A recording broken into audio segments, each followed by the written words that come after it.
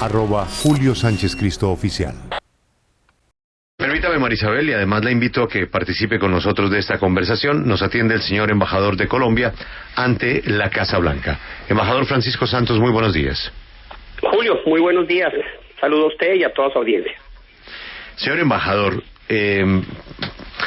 podríamos hacer una entrevista explicando una cantidad de cosas que yo no sé cómo las va a explicar, o ahorrarnos la entrevista y contarnos que después de haberse filtrado esta conversación, independientemente del carácter privado que tenga, en donde usted critica a su gobierno y al gobierno de los Estados Unidos, pues le queda muy difícil continuar siendo embajador. Pues mire, le cuento, señor canciller, varias cosas.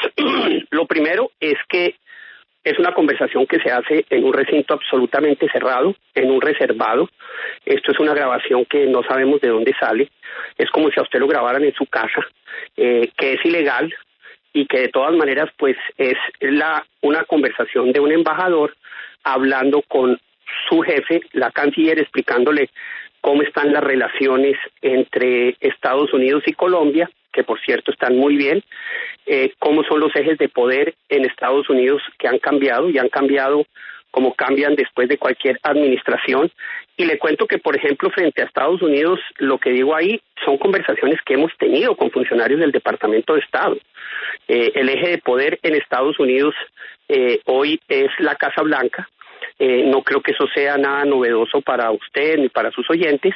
El eje de poder hoy en política exterior, con excepción de Pompeo, con quien el presidente Duque tiene una gran relación, es un gran amigo de Colombia, con quien tenemos una comunicación permanente, que es una persona muy cercana al presidente Trump y hay, digámoslo, una relación eficaz, eficiente, continua, permanente, estratégica. Pero no hay nada nuevo que no lo conozcan acá en Estados Unidos frente a esto. No solo frente a conversaciones con el Departamento de Estado, sino frente a lo que publican todos los medios y frente a lo que se dice en todo sentido. Le cuento una cosa. Hace 10 años o hace 8 años, cuando yo estaba de vicepresidente y me tocaba venir, y vine muchas veces a Estados Unidos porque yo era responsable de derechos humanos de unos temas muy importantes, el Departamento de Estado era por donde uno entraba a cualquier conversación con Estados Unidos. Hoy eso tiene dos ejes de poder, el Departamento de Estado y la Casa Blanca, sobre todo el National Security Council, con el señor Mauricio Claver de Western Hemisphere. Entonces, eso era lo que yo le estaba planteando, y planteándole un tema que le quiero ser sincero. Busquen ustedes en cualquier lugar, en cualquier periódico, qué dicen sobre la gestión de Tillerson frente al Departamento de Estado. Eso no lo digo yo. Eso está por todos lados. Entonces, el Departamento de Estado, que el señor Pompeo lo está reconstruyendo, y reconstruyendo porque desafortunadamente cuando Tillerson estuvo, muchos de los grandes diplomáticos de allá se fueron y quedó un vacío muy, muy, muy grande. Pues Pompeo, que llega hace un año con gran experiencia después de la CIA, está reconstruyendo la institucionalidad dentro del Departamento de Estado y está trayendo gente muy buena, pero con ellos hablamos esto. Entonces yo no estoy diciendo algo que ellos no conozcan. Con el embajador con el embajador Goldberg estuvimos muchas veces. Aquí una vez fue posesionado, le planteamos cómo estaba hecho todo el tema de las relaciones. Trabajamos con INL, que es el que maneja la plata de la droga permanentemente. Con ellos tenemos una relación fantástica. Tenemos 13. Esta semana hay 2 reuniones con ellos para mirar todo el tema de la ayuda antinarcóticos, etcétera, de protección de defensores de derechos humanos. Trabajamos en todos los temas. Entonces, ahí no hay ninguna sorpresa.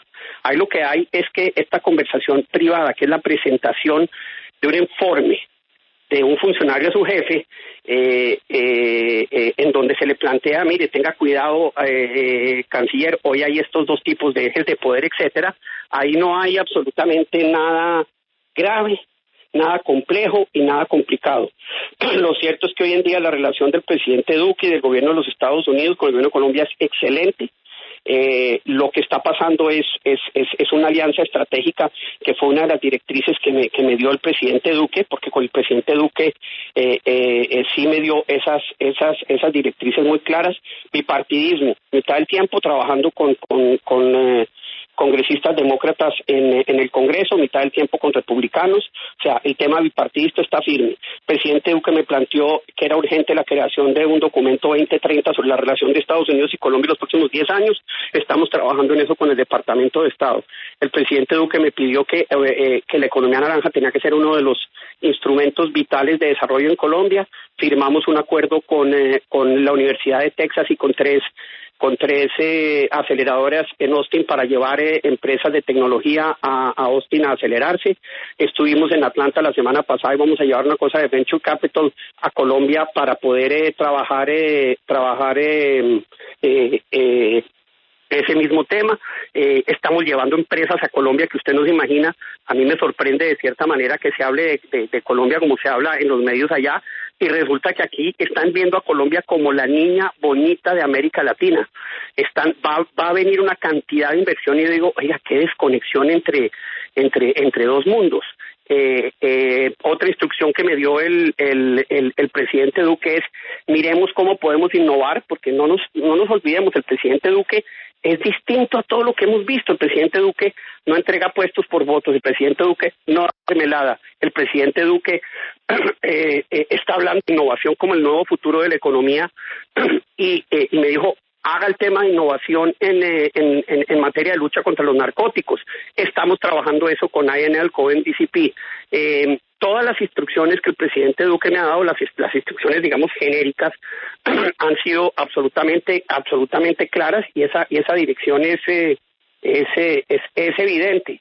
Entonces, las relaciones hoy entre Colombia y Estados Unidos están claras.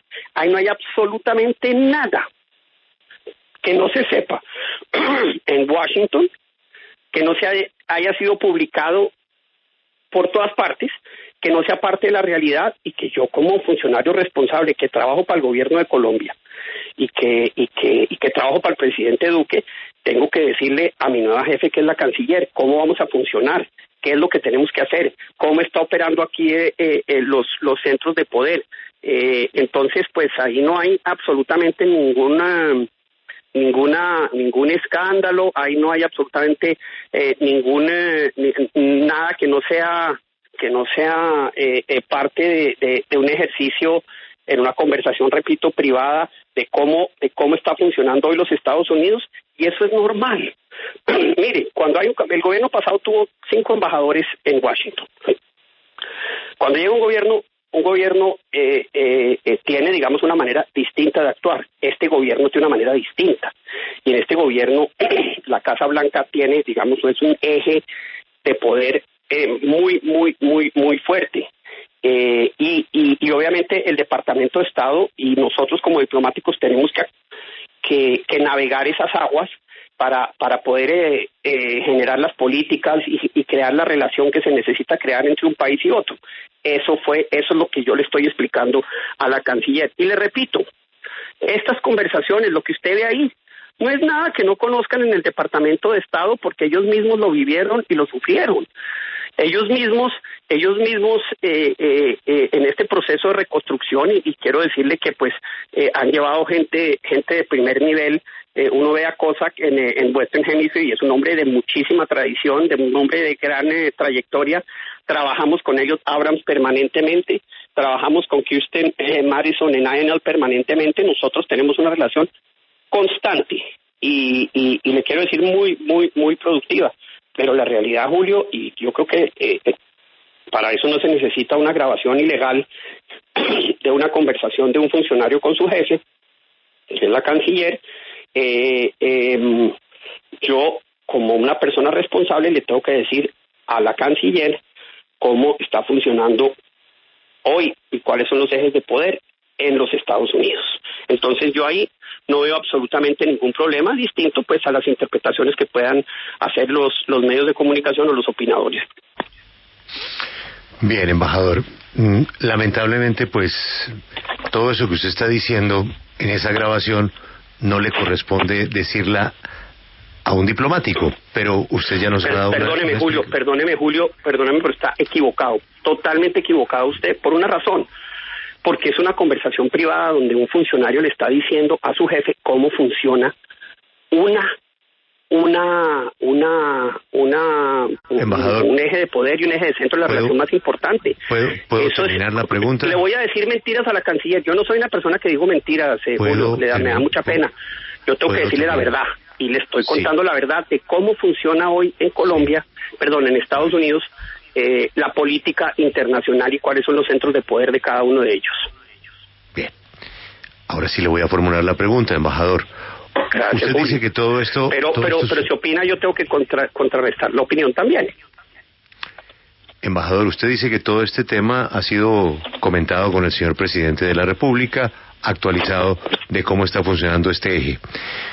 ¿Qué dijo el presidente de la República cuando usted le contó que el Departamento de Estado era un desastre, o que su ministro de Defensa era un flojo, o que el canciller pedía citas que no cumplía?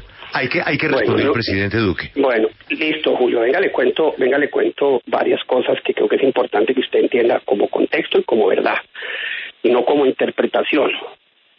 Uno,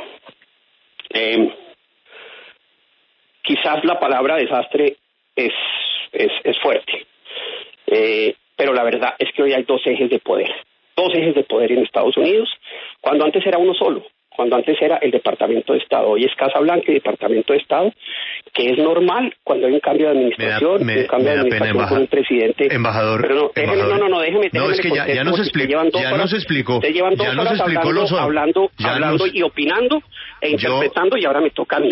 Déjeme, le pido el favor. Voy a hablar de todos los temas. No se preocupe, después voy a lo otro y le planteo. Es que ya lo de los ejes ya nos lo ha contado 3 veces. Cuénteme qué le dijo el presidente cuando usted le dijo que su ministro de Defensa era un flojo. A ver, Julio, cuénteme, entonces, entonces. Misma pregunta. ¿Qué dijo el presidente Duque cuando usted le dijo que el Departamento de Estado no funcionaba, que eso era un desastre? ¿Y qué dijo el presidente cuando usted le contó? Es el tono, mi querido Julio. Yo sé que la opinión es pero, tranquilo, Julio. Oiga, yo no tengo ningún problema. Embajador, yo no tengo ningún problema en eso. Pero usted no se va a dejar preguntar, embajador. ¿Ah? No nos va a permitir preguntar, pero embajador. Es que no es una pregunta, es una opinión. Solo en el tono de como usted lo está diciendo es una opinión suya. Bueno, si quiere le cambio el tono. ¿Qué dijo el señor perfecto. presidente? Empecemos por ahí. Perfecto. Me encanta que cambie el tono, claro. Julio, gracias. ¿Qué dijo el señor presidente cuando usted le dijo que el Departamento de Estado era un desastre, que su ministro de Defensa era un flojo y que el canciller le hacía perder su tiempo? ¿Ahí qué le dijo el presidente? Bueno, venga, son 3 cosas que usted está hablando. Frente al tema del Departamento de Estado se le planteó exactamente eso, decirle, mire, hoy la política exterior está dividida en 2 ejes. Está dividida en el eje Casa Blanca y está dividida en el eje Departamento de Estado. El Departamento de Estado está sufriendo estos cambios, como pueden cambiar y como puede ser en una administración a otra, y tiene estos problemas. Y estos problemas que, entre otras, le quiero repetir, Julio, los conoce el Departamento de Estado, los hemos hablado, porque yo soy un tipo muy transparente y cuando veo que hay un conflicto, yo lo planteo y les digo, oiga, ¿cómo navego esto? Y se los he dicho. O sea, esto no es nuevo. Y entonces el presidente sabe que hay 2 ejes de poder en la relación entre Colombia y Estados Unidos. Y el eje de poder acá, le repito, son Casa Blanca y Departamento de Estado. Dicho esto, el presidente Duque, que conoce Estados Unidos, sabe y entiende que entonces la relación tiene que ser directamente con Pompeo. Y esa es una gran relación. Hoy la relación con Pompeo es excelente, es una relación directa del presidente y entiende que esa relación hay que manejarla a nivel de cabezas y que esa relación tiene que tener esa interlocución. Entonces, el presidente, entendiendo eso, tiene una gran relación con Pompeo, que es un gran amigo de Colombia, que es una persona que nos ha ayudado, es una persona que entiende las dificultades y esa interlocución está bien. 1. 2, frente a eso, ¿qué hace por el otro lado? Tiene muy buena interlocución con Casa Blanca, especialmente con el presidente Trump. Es que nos hemos visto con el presidente Trump creo que ya 3 veces en 1 año y medio. Yo creo que pocas veces un presidente se ha visto tantas veces con otro en el primer año y medio de gobierno. Eso habla de una relación muy buena, de una relación estratégica, de una relación de aliados y una relación en la que ya se ha creado una confianza muy, muy importante. ¿Y por qué? Porque el presidente entendió que aquí hay una nueva administración que maneja las cosas de manera distinta. Entonces, creo que eso aclara. Segundo, frente al tema del ministro Botero, y si hay una mala interpretación, porque creo que no sacaron todo lo que se dijo en esa conversación, repito, privada en un reservado donde estábamos solo la canciller y yo, cosa que plantea. Voy a mandar revisar mi celular ya, porque yo creo que debe tener algún bug o esos que permiten grabar. Pero bueno, independientemente de eso, y eso no es un tema anecdótico, lo que sí es cierto es que uno de los temas críticos en la relación entre Colombia y Estados Unidos es la relación del ministro de Defensa con sus contrapartes acá. El doctor Botero, por los problemas de seguridad que había en Colombia, por toda la reinstitucionalización que estaba haciendo, estaba dedicado al tema de Colombia. Entonces, esa interlocución aquí del ministro de Defensa con todo, digamos, con todo el National Security, toda la gente de seguridad nacional, Departamento de Defensa, CIA, etcétera, pues no era tan fluida como. Entonces yo me sentía muy solo, le quiero ser sincero. Pero ese es un tema. Es que eso no fue lo que usted dijo en la grabación. Pero lo que le quiero decir es que yo le pido que escuche lo que usted dijo, Félix. ¿Por qué no, en el tono que a él le gusta, Félix, recuérdele que dice en la grabación? ¿El tono de Félix? Voy a leer textualmente. Primero, sobre el Departamento de Estado. Textualmente, aquel Departamento de Estado que era importantísimo está destruido, no existe. Trump puso a Tillerson y Tillerson le salió con un chorro de babas. Eso no quiere decir que Pompeo no tenga peso, pero el resto nada. Eso está dividido por secretario, subsecretario, de ahí para abajo parece una ONG. Sobre Carlos Holmes Trujillo dice textualmente: yo quiero que te conozcan, le dice usted a la canciller, y vamos armando una agenda estratégica, porque Carlos Holmes Trujillo no hizo nada, no tenía una estrategia. Sobre el ministro de Defensa, hoy las relaciones están súper bien, pero tengo un problema, no tengo un interlocutor en defensa, porque Guillermo Botero, no trabajaba, no venía. Espero que Carlos Holmes Trujillo sea el interlocutor. Y en esa conversación sobre Carlos Holmes, dice la canciller, cuando usted le dice que Trujillo no hizo nada, no tenía una estrategia, ella le responde, no, estaba haciendo política. Y usted dice, no tenía estrategia. Yo decía, ¿a qué vienen? Y nos ponía a correr, a sacar citas, luego las cancelabas. No era. Y ella responde, un desastre. Isabel, por favor, continúe usted con el reportaje. Marisabel. Julio, perdóneme, es que yo pues he estado leyendo con cuidado toda la desgrabación.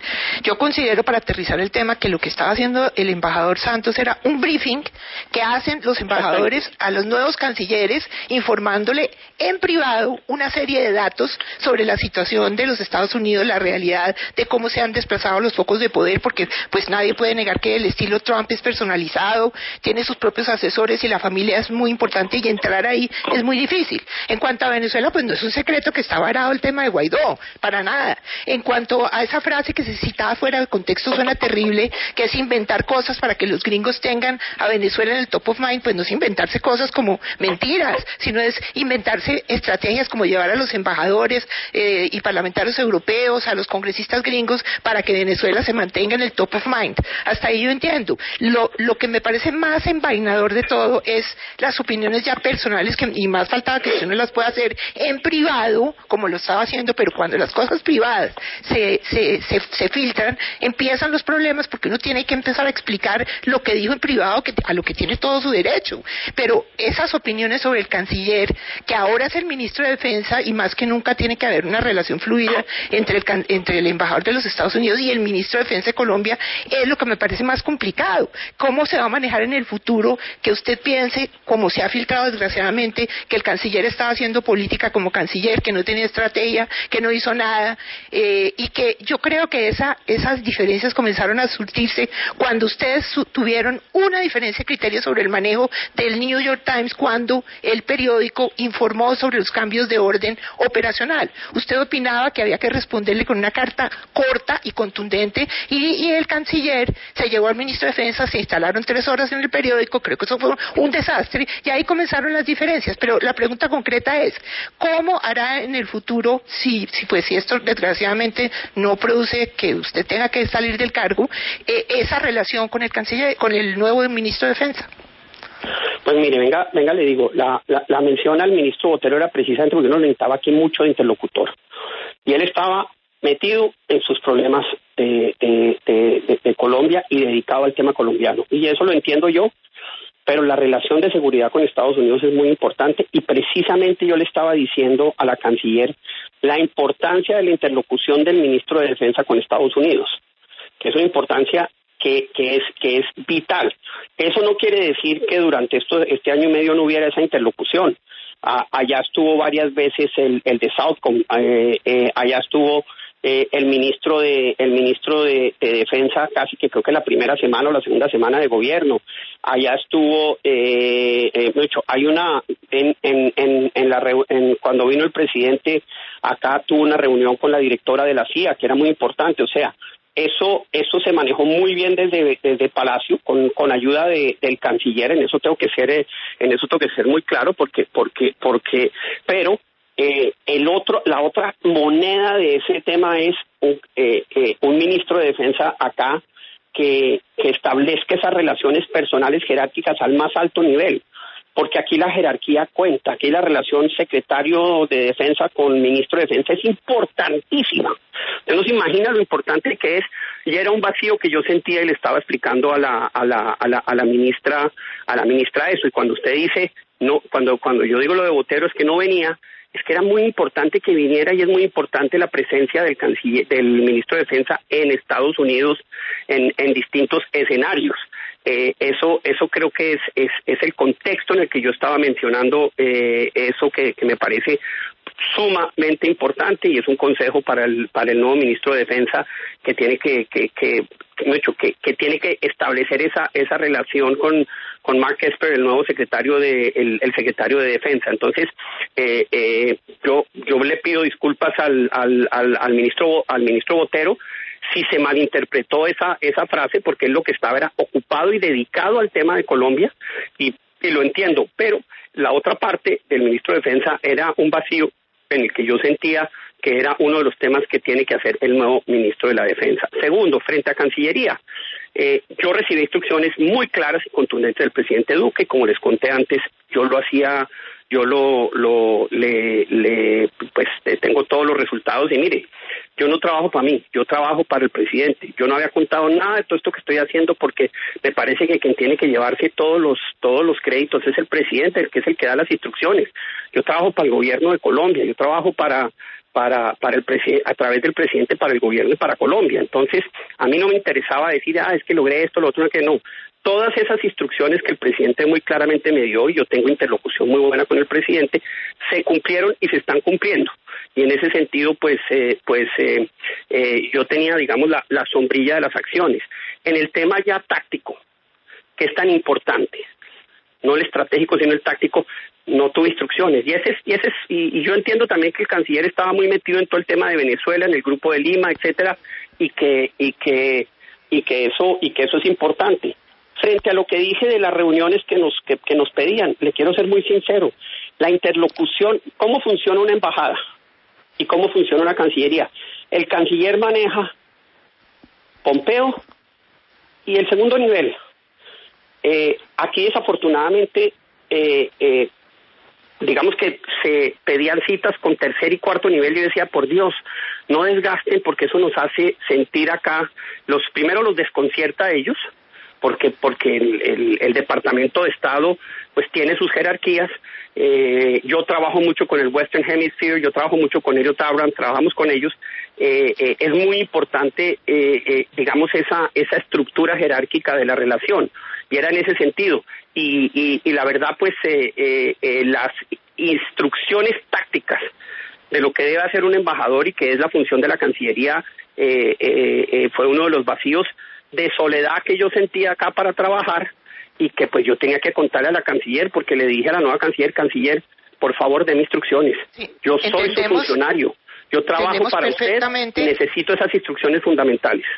entendemos perfectamente que un embajador le tenga que hacer esa sesión de información reservada a la nueva canciller, pero usted en alguna oportunidad, ante semejantes críticas tan valederas, porque usted conoce pues la olla por dentro, ¿usted alguna vez le dijo al presidente que estaba preocupado porque no veía que estuviera funcionando bien eso? Mire, no se lo dije por una razón y quiere que le diga, y de pronto ese fue un error mío y lo acepto. Y no se lo dije por una razón, porque cuando yo fui vicepresidente entendí todos los problemas que tiene el presidente y como uno lo que tiene que hacer es ahorrarle dolores de cabeza.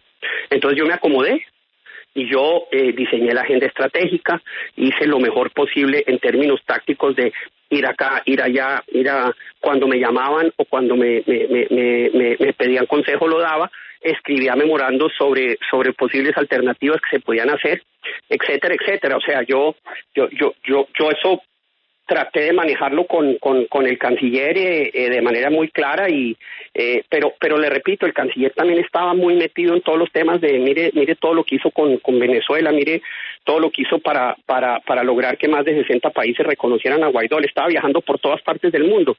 Entonces, quizás yo entiendo que esa interlocución que ha debido ser muy cercana o esas instrucciones tácticas se han debido dar, pero no se dieron y mi papel, le repito a la canciller, decirle por favor, las instrucciones tienen que ser muy claras y muy contundentes porque esto es un trabajo en equipo y esto es un trabajo en el que tenemos que trabajar de la mano. Yo las instrucciones estratégicas las recibí totalmente del presidente Duque y cada vez que yo tenía un resultado como el que me encontré en California, donde encontré infinidad de empresas que quieren invertir a Colombia, lo llamé y le dije, mire, presidente, esta es la gran oportunidad, o sea, todos los temas yo le comentaba cuando había un problema, lo llamaba a comentarle, problema ya de marca mayor, pero de resto, hombre, el presidente tiene, manejar un país es muy difícil y en ese sentido, esa falta de instrucciones que me parece que deben ser claras, y que debe tener, digamos, un direccionamiento, pues yo con mi conocimiento de Estados Unidos asumí el papel del canciller de estar muy ocupado y dije, bueno, pues déjeme, yo voy por acá. Pero en ese sentido, pues yo no veo ahí tampoco nada distinto a un funcionario diciéndole a su jefe o su jefa, oiga, mire, por Dios, esto tenemos que mejorarlo porque esto no funcionó y debe funcionar.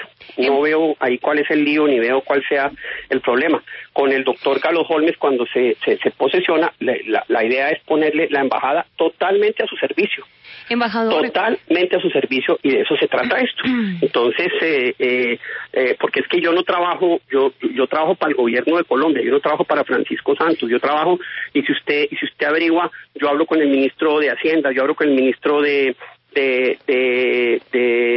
Salud, yo hablo con el ministro de Comercio Exterior, yo hablo con la ministra de Minas, yo hablo con el ministro la ministra del Trabajo, permanentemente tengo interlocución porque yo soy un funcionario que trabajo para ellos también.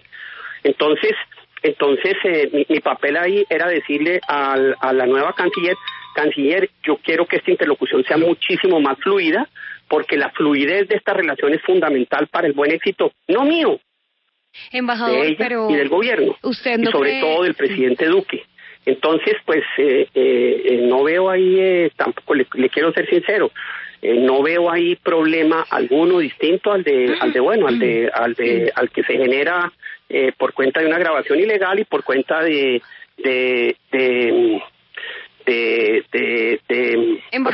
lo que pasó. Pero le repito, nada de lo que está ahí es nuevo, nada. Sí, embajador, pero ¿usted no cree que hablar mal del ex canciller Carlos Holmes Trujillo, del ex ministro de Defensa, a sus espaldas, no es una falta de lealtad al mismo gobierno que usted representa en el exterior? Si quieres más explicaciones sobre temas, digamos, sobre temas puntuales, te los doy, pero yo ya creo que dejé la explicación lo suficientemente clara y me parece que esa explicación es válida, plantea el contexto como debe ser y plantea la relación de un funcionario con su jefa diciéndole, oiga, tengamos una relación que en este sentido mejore la experiencia que debe tener un canciller con el embajador de la embajada más importante. Embajador. Entonces, pues sí, Embajador, usted desempeñó labores periodísticas y por eso le pregunto, si usted recibe un audio, diga usted, de un embajador ante el gobierno de los Estados Unidos, de Luis Alberto Moreno, de Juan Carlos Pinzón, en el que dice esas cosas, ¿usted qué cree que debe hacer un medio de comunicación? Porque lo veo molesto con la divulgación y con los comentarios que se hacen al respecto. Yo no estoy molesto, yo no estoy molesto con la divulgación, ese es el papel de ustedes. Me preocupa una grabación ilegal, yo no sé si yo la publicaría hoy en día. Una grabación ilegal no sé si la publicaría hoy en día. Pero claro, es que, perdóneme, ¿cómo así que ilegal, embajador? Si es que usted lo está diciendo en un sitio público, es que María Isabel habla de un briefing. ¿Desde cuándo un briefing se hace en Taco Bell? O sea, ¿desde cuándo un briefing a una jefe en un sitio público? Otra vez te pido el favor de que no seas activista político, sino que seas periodista y tú eres una persona muy seria como para hacer ese comentario. Esto fue una reunión en un reservado, los dos solos. La pregunta que deberías estar haciendo es... ¿Pero era un sitio público o no era un sitio público? No, era un sitio privado. Un sitio privado, perdóname. Exactamente. Estoy hablando de un reservado. Exactamente. ¿Cuál es el sitio, embajador? Escúchame. Un reservado en un hotel donde estábamos los dos solos. O sea, un sitio público. Perdóname. ¿No hay una sede de la embajada donde se puedan tratar los asuntos de Estado, embajador? Te quiero decir una cosa. A veces los cancilleres tienen que viajar y uno los tiene que encontrar en el sitio donde estén. Ella me pidió que fuera allá. Buscamos un sitio totalmente privado y lo encontramos, y te repito, la pregunta es ¿quién grabó esto? Porque el audio se oye perfecto. Sí. Eso quiere decir que que lo grabaron de mi teléfono, o lo grabaron, no sé cómo lo pudieron haber grabado, pero la pregunta es esa es la pregunta, porque esto era un sitio donde estábamos los dos solos. Esa es la noticia. Claro, embajador. La noticia es esa. Pero porque lo otro pues ya tiene todas las explicaciones. Pero mire, más allá de las frases que usted dijo de los ministros Botero y de Holmes Trujillo, déjeme le hago esta pregunta, por favor, porque es que más allá de las frases que usted dijo de los ministros de Botero y Holmes, que ya nos explicó que para usted dan paso a malinterpretaciones, pero digamos, lo que dijo, lo dijo. ¿A usted no le parece que está mal trabajar en una embajada para un país y decir, y pensar sobre todo al mismo tiempo que el Departamento de Estado de ese país está destruido? ¿Destruido? Pues mira, te repito, esto no es nada nuevo, esto lo hemos discutido con ellos. Esto lo estamos planteando porque sí, hay una crisis en el Departamento de Estado que viene del primer nombramiento. Eso lo puedes mirar, entra a Google y busca Departamento de Estado, Washington Post, crisis en el Departamento de Estado, y verás 5,000 artículos. O sea, ahí no hay nada nuevo. Yo no estoy reflejando nada nuevo que no se sepa y que no tenga aquí mucha claridad. Lo que sí le estoy diciendo a la canciller, y eso es lo importante, y esa es la explicación que creo que quisiera que entendieras, es que hoy en Estados Unidos hay 2 centros de poder. A mí me tocó, y te repito, venir a Estados Unidos muchas veces entre el 2002 y el 2010, y ahí entraba uno, todo por el Departamento de Estado. Uno entendía que el conducto era ese, hoy ya no es. Y eso es normal porque tenemos un gobierno distinto, el gobierno del presidente Trump, la Casa Blanca es el eje prioritario, y yo estaba exponiéndole precisamente eso. ¿Que pudo haber un mal manejo de una palabra? Sí, se lo puedo aceptar. Usted sabe que yo soy muy expresivo en eso, pero esa es la verdad. Es más, y pidiéndole disculpas al embajador de Singapur. Estamos hablando de Singapur. Y de nuevo, le pido disculpas. Hablé con él y le pregunté, porque yo yendo al puro principio, fui donde muchos embajadores, bueno, ¿cómo es esta relación? Él me dijo lo que relaté en esa discusión, o en esa grabación. Y esa es la verdad de lo que está pasando hoy en día. ¿Me guardo yo eso con la canciller? Que no use un término diplomático en esa conversación, repito, privada, con una grabación ilegal. Bueno, error, lo acepto, y lo acepto perfectamente, pero esto no tiene ninguna implicación aquí en Estados Unidos, se lo aseguro, porque le repito, la relación del presidente Duque con Pompeo es buena, la relación del presidente Duque con la Casa Blanca es buena, sí. La relación mía con el Departamento de Estado es muy buena, trabajamos muy de la mano, embajador. Y la relación mía con la Casa Blanca es muy buena. Y una y una grabación que simplemente describe una situación de poder que hoy todo el mundo conoce, no va a cambiar nada. Embajador, usted nos acaba de decir ahora que hizo esta conversación porque para mejorar la experiencia. Están llamando de otros medios y tengo sí, embajador, le voy a hacer una última pregunta. Solo que usted dijo que quería mejorar la experiencia que tenía un embajador con la canciller, que por eso estaba hablando con Claudia Blum de estos temas. ¿Por qué no tuvo esa conversación con el embajador Carlos Holmes Trujillo en su momento? La relación entre ustedes no era buena porque usted dice que es una persona muy sincera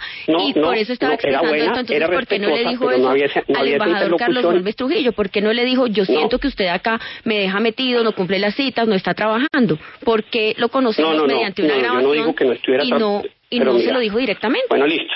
Vea, mira, lo primero es que no pongas palabras que no son, porque no se está diciendo eso.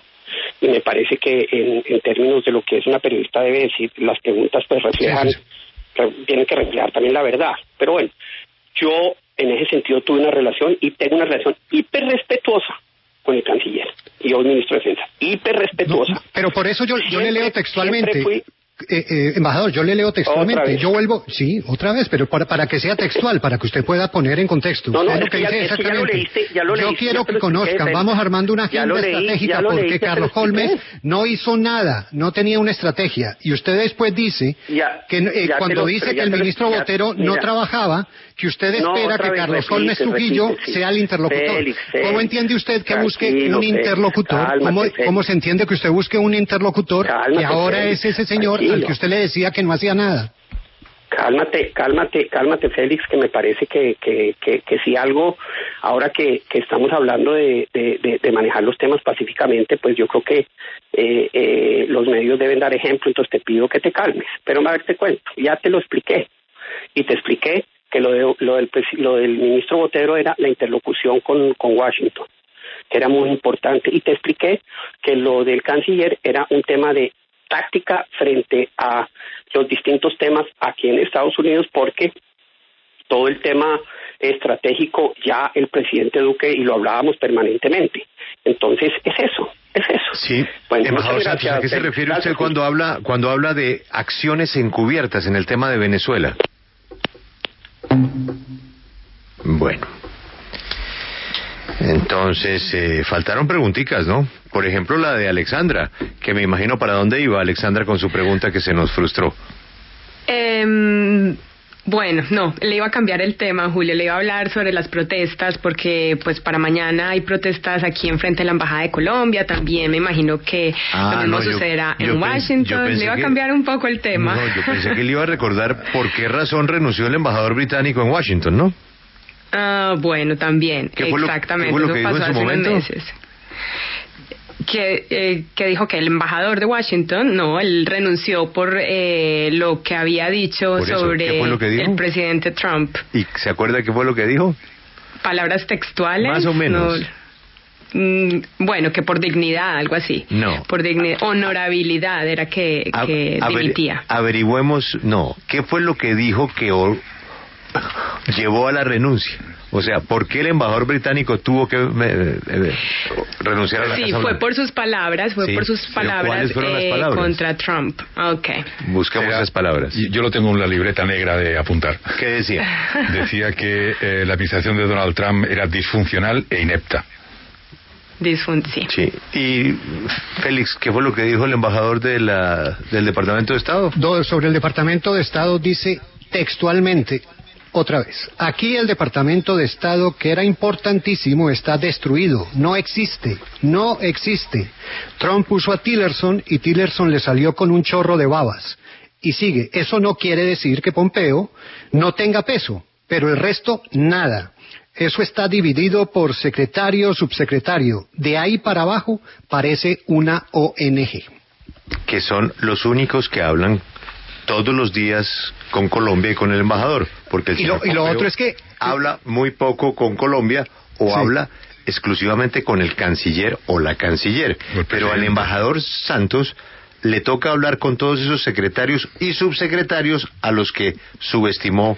Pero además una cosa, Rafael, lo del embajador de Singapur, que lo mete en un lío, porque dice, no, qué pena, porque es el embajador de Singapur que dice, no, esto funcionaba muy bien en tiempos de Obama, ahora eso no pasa nada. Y meten un lío también a la actual ministra, porque en la conversación prácticamente ella dice, sí, pues fue un desastre. No, que estaba haciendo política. Y que Trujillo estaba haciendo política. Y de alguna forma viene a colegir que podría estar pensando en una presidencia. Pero y a partir de ahí quería decir ella era en la grabación, Félix, cuando dice, me corrige, yo lo único que veo es con acciones encubiertas ahí adentro para generar ruido y apoyar a la oposición que allá está muy sola. ¿Cómo hacía acciones encubiertas? Sí, no. ¿Qué quiere decir eso? En esta entrevista dijo el embajador que ante la falta de instrucciones precisas, no sé si fue del canciller o del presidente, pues él entendió que tenía que hacer ese papel. Pero mire, es que él dice, a la nueva canciller. Francisco Santos dice, cuando está hablando del entonces canciller, pero mira, le dice a la canciller, yo llevo un año pidiendo directrices. O sea, está diciendo que la Cancillería o el gobierno no le han dado directrices en un año. Alberto, ¿le parecen satisfactorias las explicaciones del señor embajador? No, para nada, absolutamente inaceptables. Sí, está en problema. Y en todo caso de renuncia no dijo nada, ¿no, Julio? Nada. No, al contrario, se molestó con la primera pregunta, ya me cambió mi nombre por canciller. Sí, señor. Y cambié el tono y todo, y bueno, ya no sé qué más había que hacer. Cuestionó las preguntas de todos los periodistas. Sí. No, y pues, Julio, ¿por qué se ha mantenido en el cargo si ha estado tan incómodo en todas las gestiones? ¿Por qué no ha renunciado? ¿Y para qué sigue en un gobierno del que él piensa eso? No, porque es un servidor del Estado. Y por tanto los servidores del Estado no dimiten por estas cosas. Yo solo pienso una cosa. ¿Qué tal que se llegara a filtrar la conversación del embajador de Estados Unidos en Colombia con el secretario de Estado de Estados Unidos sobre las cosas que le dice acerca de Colombia? A ver qué pasaría. Es que cuando las conversaciones son privadas, y cuando uno habla en privado aguanta ciertas cosas que no aguanta. Cuando uno habla en privado sobre temas tan importantes, María Camila, tiene derecho como embajador a hablar en privado, me da mucha pena. Me da mucha pena. Y los embajadores en general, sus opiniones personales las dan en privado, no las dan en público. En este momento, el señor Sondland, embajador de Estados Unidos ante la Unión Europea, está testificando en el Congreso de los Estados Unidos. Y lo está haciendo a partir de lo que se conoció de una conversación privada hecha en un lugar público. Félix, no compare un pero delito. Claro que lo comparo, ¿cómo no lo voy a comparar? Negociar con Ucrania un acuerdo militar también. Era una conversación privada. Era una conversación privada. Del señor Pacho Santos era una conversación privada. El país. Era una conversación privada que hoy es la noticia en los Estados Unidos. Claro que lo comparo. Inmediatamente lo comparo. Y en las opiniones del doctor Francisco Santos no hay ningún delito. Es una comunicación privada donde se están hablando de cosas de Estado. Es una conversación donde se están hablando de cosas de Estado. Hoy es la noticia en los Estados Unidos. También se dan en privado. Esta era en privado. La del señor Sondland se dan en privado. Y las opiniones se dan en público cuando no quiere que se conozcan. Era un restaurante. Y a los funcionarios les dijeron, tienen que testificar por eso. Porque es un delito, Félix, le repito, es un delito. Usted no puede obligar a Francisco Santos que convierta en delito la opinión que tiene. No, yo no estoy diciendo en delito, estoy hablando de cosas de Estado en un reservado, sin la seguridad correspondiente, en una ciudad como Washington. Se equivocó. En una ciudad como Washington, donde todo lo escuchan. En todo lado. Salió del despacho del embajador, seguramente se pasó a una cafetería, como todos hacemos, para que no lo grabaran en el despacho del embajador. Y lo grabaron. Cosa que es supremamente feo, que a uno lo graban en un restaurante. Me da mucha pena con usted. Y si usted está comparando que Francisco Santos cometió un delito con una conversación en la que yo no estoy diciendo que está cometiendo un delito. Estoy diciendo que es una comunicación de interés público. Estoy hablando que es una conversación de interés público, como es la del señor Sondland, que era privada, y como es la de Pacho Santos, que era de interés público al momento que se revela. En el momento que se revela es de interés público. No es así, no es cierto. La vaina es que se hubiera, claro, filtrado, porque las filtraciones producen este tipo de cosas. Eso lo produce cuando una conversación privada pasa a carácter público. Pero me da mucha pena que un embajador no tiene derecho, Julio, a hablar en privado con la canciller. Me da mucha pena. el contenido no es una conversación privada. Es una conversación que él creía que era privada, pero de asuntos públicos. Y cuando se hace pública la grabación, se vuelve pública. Cuando un embajador hace una evaluación del país donde está, con realidad, que es la realidad que él tiene, puede que no sea la nuestra, puede que sea la de él. Como el no embajador, es una conversación pública, es una conversación privada. Como lo que mostramos ahora del embajador británico. Privadas con el de la misma manera, de los Estados Unidos. De la misma manera, Marisabel, que lo hizo el embajador británico y le costó el puesto. Es lo mismo que dijo que el gobierno de los Estados Unidos era un gobierno disfuncional en una conversación privada. Se reveló y le costó el puesto. Y eso fue lo mismo. Por haberse revelado, ese es el problema. Cuando las conversaciones privadas pasan al plano público, cobran otro valor, desgraciadamente. Pero que uno no tenga derecho a hacerle un briefing a la nueva canciller sobre la situación que va a encontrar los polos de poder de un país, sí me muere la pena. Entonces, ¿de qué vamos a hablar?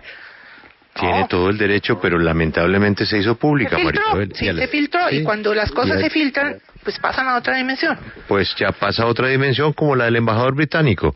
Uno no puede ser embajador en un país donde piensa que el Departamento de Estado es un desastre. Está destruido. Porque ese es su interlocutor, esa es la oficina en la que él tiene que tratar todos los días, el Departamento de Estado, y donde los secretarios que él tiene que hablar todos los días, que son los subsecretarios para la región, para él son una ONG.